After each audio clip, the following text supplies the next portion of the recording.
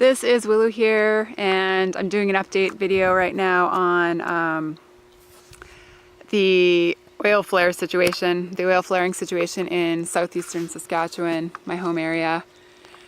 This is a flare that I've documented before. It's less than a mile south of my parents' house. And as you can see, I'm not going to go any closer than this. I wish I had a better camera, even a cell phone camera gets closer than this. But as you can see, I mean, this flare is just relentlessly burning toxic gas into the surrounding area. The odor is overwhelming from this flare. I just had to sit in this area for about 20 minutes, and it's disgusting, it's revolting, it's horrific. And of course, as I've mentioned in the previous video that I did on this subject, this is one of dozens of flares in this immediate area, and hundreds and thousands really across southern Saskatchewan in general, as well as rural parts of Alberta. The oil industry could easily capture the gases that are being released here and pipe them underground, capture them, and use them for other purposes. But because that would cost them money and they would have to invest in infrastructure to do that, this is their solution, is to burn off toxic gas into the environment, into the surrounding area, night and day. And of course, adversely affect the health and the well-being of the people and the animals in the area. I live in an area where these flares are choking the landscape, and I also live in an area where there is a cancer cluster. I can't think of a neighboring farm that has not been visited by cancer or some type of autoimmune disorder, chronic fatigue, something of that nature. The health of the people in this area is not good. And just in case you think I am, exaggerating the fact that these poisonous gases are being released and burned off when they should be captured. Here we go. The oil industry itself has signs up telling people that there is poisonous gas, flammable gas, being released in this area. And of course, this is also cattle country. So not 30 feet away from this flare, we have grazing cattle there. Yeah, buddy, I hear ya. I hear that. So of course, not only is this a huge human health issue, it's an animal health issue as well.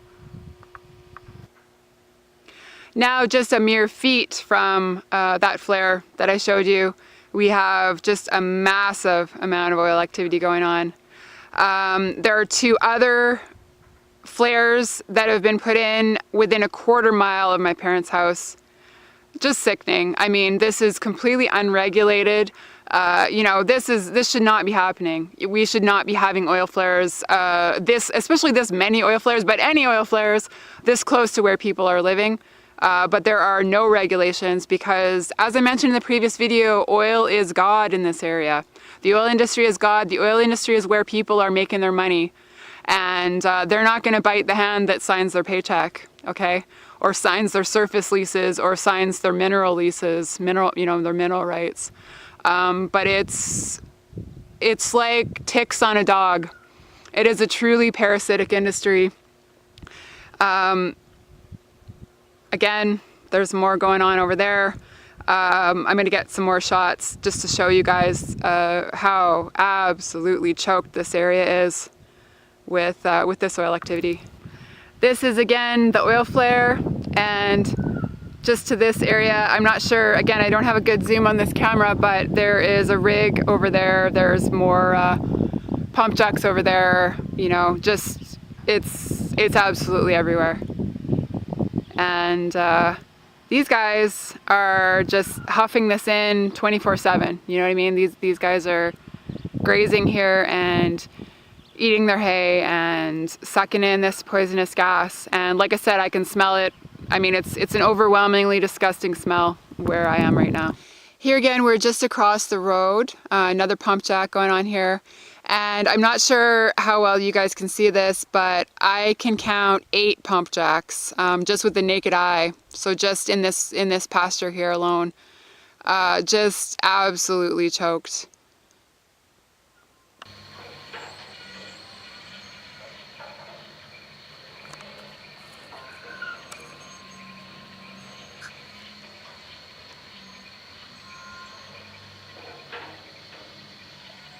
So I'm not sure if you guys can hear this, but the quiet of the prairie has certainly been disrupted as we have these creaking, groaning, moaning pump jacks all over the landscape. Further down there, I'm not sure if you can see it, currently there's more pump jacks, and there's also 2 oil flares. As I said, 2 oil flares within a quarter mile of my parents' house, directly across the road from my parents' house. At night, you can see them flaring clearly from their front yard.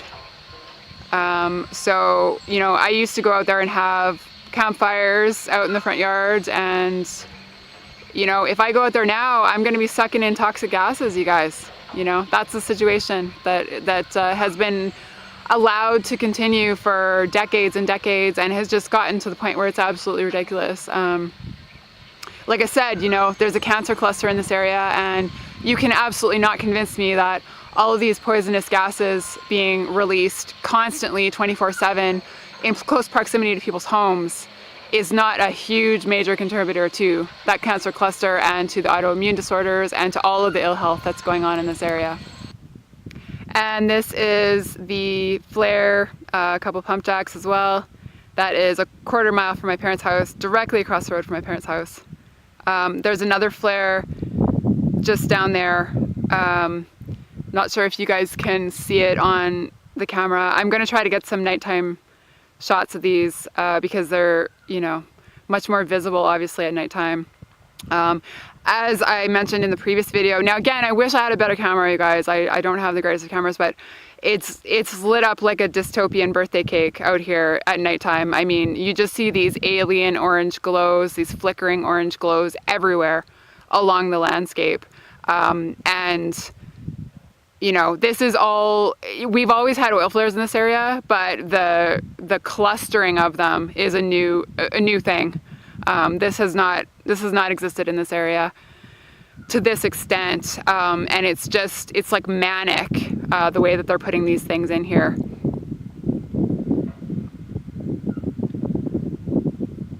Again, burning off toxic gases night and day, right in the vicinity of people's homes. Clusters of these things, and you cannot tell me that you know, this is not having an impact on the health of the people in the area or the health of the animals in the area. It's just not possible.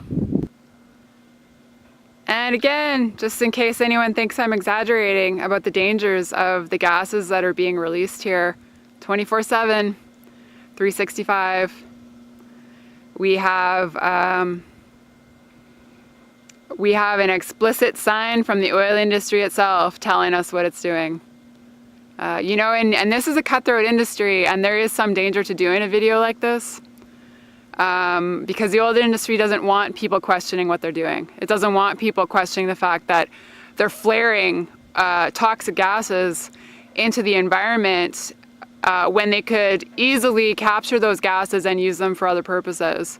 But because they are such a slapdash industry, short-term profit, short-term gain, no real concern for the people or animals or environments, you know, in this area, they're, you know, they're not going to do that.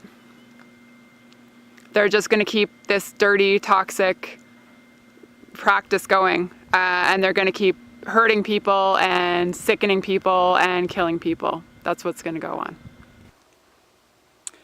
And I was actually incorrect. There are actually 4 oil flares surrounding my parents' house now. Here are 2, the twins, as I am now calling these guys. And then panning to the left, we have the giant flare that is again, less than a mile south of where my parents live. This is directly across the road from where my parents are. And not sure if you can get that guy, but there is number four oil flare, spewing toxic gases into the environment constantly. So as I say, this is, you know, spending any time in the out of doors, you are seeing these flares. These flares, these two here, well, at least one of these is visible from my parents' living room. So you can see it out the window, blazing away there. And you can see it from, you know, from anywhere in the vicinity. So, you know, I just want to let everyone know what's going on in these rural areas. And I mean, this is absolutely criminal to do. You know, if it's not legally criminal, it should be, but it's definitely morally criminal to have poisonous gas spewing into the surrounding area with these flares. You know, again, no regulation as far as where these things are, how many of these things there are. And as you can see, we're having a beautiful Saskatchewan sunset here. But this is an area made much, much less beautiful by what the oil industry is doing here. And this is just a little close-up of one of these flares.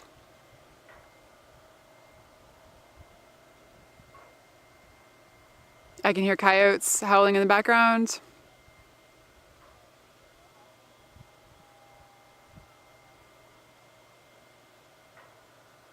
And these creepy alien glowing lights all across. No, we got a second one there. Got another one down there. We've got another rig right there, so that's likely going to be another flare. And as I say, this is far from an isolated scenario. This is the case all throughout southeastern Saskatchewan, not just southeastern Saskatchewan, but this is a prime kind of oil area. And these flares are absolutely dotting the landscape in this whole area.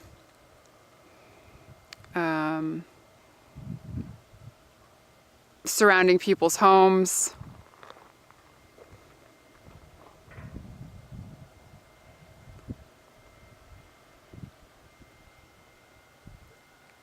And you know, as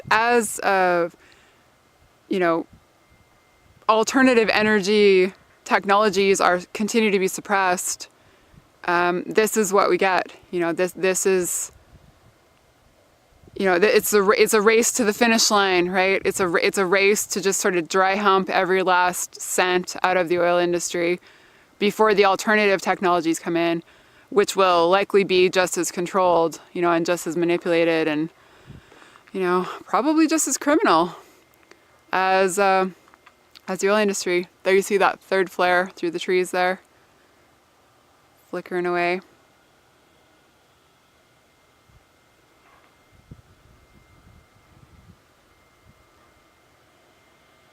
My beautiful home, and you know, it's it rips my heart out to see this going on, and to see, you know, my parents having to live around these things, to see our neighbors and friends getting ill, and even, you know, potentially losing their lives over what's going on here.